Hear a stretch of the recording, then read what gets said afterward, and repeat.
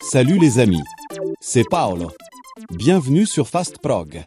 Nous allons voir ensemble l'exemple d'un raccordement d'une paire de photocellules DLX30C sur la borne CX de la ZLX24M et d'une autre paire sur CY. Cette configuration vous permet d'associer un mode différent à chaque paire de photocellules, contrairement à un câblage en série. Par exemple, il vous est possible de faire en sorte que le passage devant une paire provoque la réouverture du portail pendant la fermeture en cas de passage entre celles-ci et que le passage devant l'autre paire provoque la refermeture du portail pendant l'ouverture en cas de passage entre ces dernières. Je vous expliquerai ensuite comment les activer sur la carte de commande. Mais si d'autres dispositifs de sécurité étaient déjà branchés sur CX et CY, alors vous pourriez effectuer un branchement en série. Voici en haut à droite un lien pour le schéma de câblage en série des photocellules, si besoin. Pensez toujours à mettre hors tension votre automatisme avant toute intervention sur la carte de commande. Voici représenté en haut le bornier de la carte ZLX24M. Plus bas à gauche, la réceptrice RX et à droite, la cellule émettrice TX de la première paire de cellules, les DIP switch 1 sur off. Plus bas encore, l'émettrice TX et à droite, la réceptrice RX de la deuxième paire de cellules, les DIP switch 1 sur on.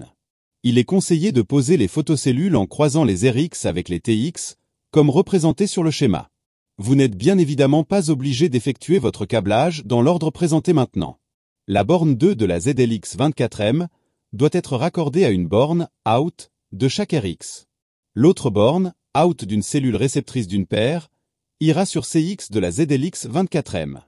Et l'autre borne out de la réceptrice de la deuxième paire ira sur CY. La borne 11 aux bornes 11 de chaque photocellule. Et la borne 10 aux bornes 10 de chaque photocellule. Et voilà, le câblage est terminé. Il nous reste plus qu'à activer les entrées grâce à la fonction F2 et F3. Comme vous pouvez le voir sur la vidéo, il existe 11 différents modes de fonctionnement lors du passage devant les cellules ou l'activation des bords sensibles. Pour l'activation de l'entrée CX, remettez l'automatisme sous tension et appuyez sur la touche entrée de la ZLX24M jusqu'à voir apparaître F1. Puis appuyez sur la flèche de droite pour atteindre F2. Appuyez sur Entrée, l'écran affiche Off. Appuyez sur la flèche de droite, l'écran affiche C1, C2, C3, etc. Sélectionnez la fonction désirée et appuyez sur Entrée, l'écran revient sur F2. Pour l'activation de l'entrée CY, appuyez sur la flèche de droite pour atteindre F3. Appuyez sur Entrée, l'écran affiche Off. Appuyez sur la flèche de droite jusqu'à la fonction désirée. Appuyez sur Entrée pour valider le choix, l'écran revient sur F3. Enfin, appuyez sur ESC, l'écran s'éteint.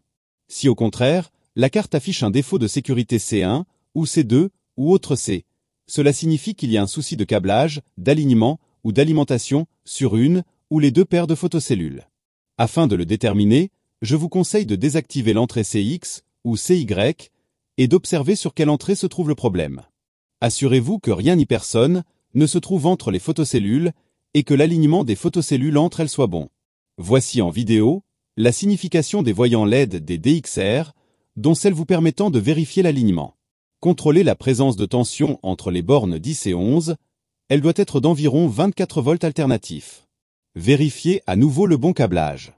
En dernier recours, si après tous ces contrôles, le défaut persiste, alors le test le plus efficace consistera à débrancher les photocellules, les décrocher des piliers, de les apporter à proximité de la ZLX24M, de les espacer de 1 mètre l'une de l'autre et de les raccorder avec des fils apparents uniquement.